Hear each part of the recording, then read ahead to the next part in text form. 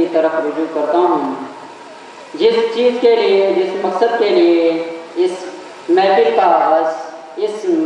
کا انعقاد کیا گیا ہے، سب سے پہلے میں صدارت کلام کے لیے اپنے مینیجر صاحب کے استاد محترم جو محتاج تعارف نہیں ہیں، جن کا نیٹ ورک ملک بیرون ملک دونوں جگہ پھیلا ہوا ہے، جو ملک اور بیرون ملک کے دونوں جگہوں پہ وہ اپنے خدمات کو انجام دے رہے ہیں، جن سے میری مراد مولانا مفتی فیض صاحب قاسمی ہیں۔ میں حضرت والا سے مؤدبانہ درخواست کر رہا ہوں کہ حضرت تشریف لائیں اور اپنے ناصحانہ کلمات سے ہم سامعین کو محسوس فرمائیں۔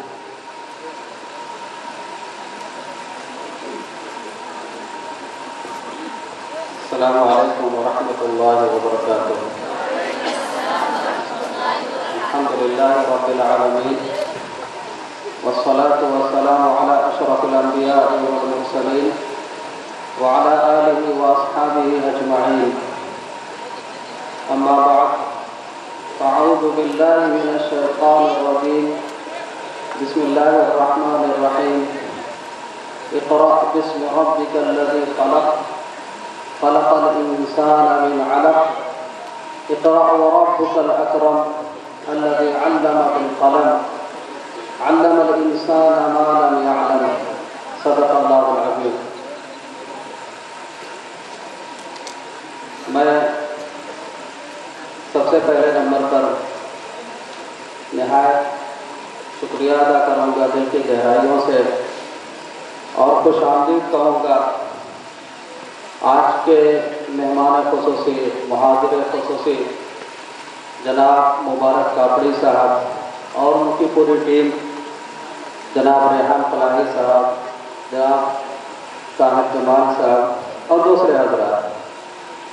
میں ان حضرات کو آج کی اس سرزمین پر خیر مقدم کہوں گا، اور حضرت مولانا حسان منیب قاسمی صاحب کا بھی میں شکر گزار ہوں کہ انہوں نے مجھے آج کی اس مجلس میں شریک ہونے اور جناب مبارک کاپڑی صاحب کے مبارک کلمات سے اور ان کے تجربات سے اور ان کی قیمتی نصیحتوں سے مستفید ہونے کا موقع دیا۔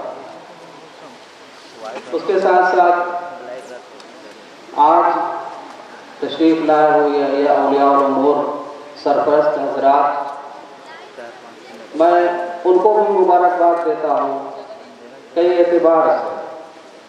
سب سے پہلے نمبر پر تو یہ کہ آپ نے اپنے بچوں کو، اپنے نونہالوں کو ایک ایسی جگہ کا انتخاب کیا جہاں پر ان کی دینی اور دنیاوی دونوں اعتبار سے امید ہے کہ رہنمائی کا انتظام ہے۔ آج کا یہ پروگرام بھی اسی سلسلے کی ایک کڑی ہے۔ اس اعتبار سے سب سے پہلے نمبر پر تو آپ نے ایک ایسی جگہ کا انتخاب کیا جہاں میں اللہ کی ذات سے امید رکھتا ہوں کہ دینی اور دنیاوی دونوں اعتبار سے ان کے لیے رہنمائی کا انتظام ہے۔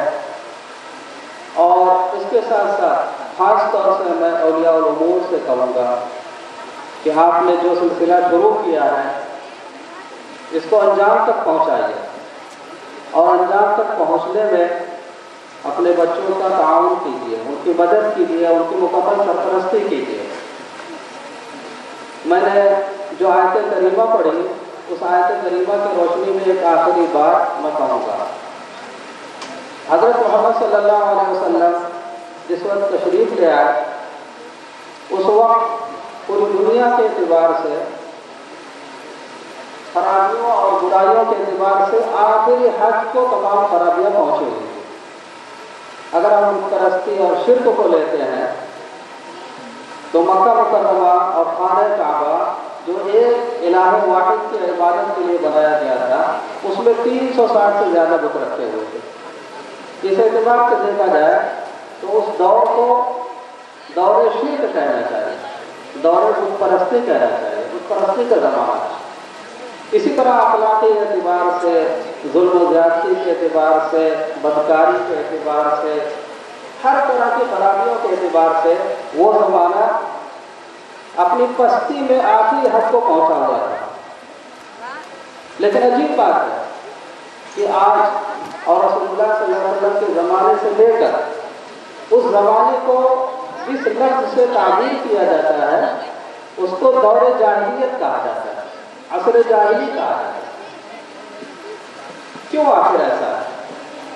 उसको दौरे शिर्क, दौरे जुल्म, दौरे बदकारी और फला फला चीज़ें हैं, फला फला खराबियाँ न कहकर सिर्फ उसको दौरे जाहिलियत कहा जाता है।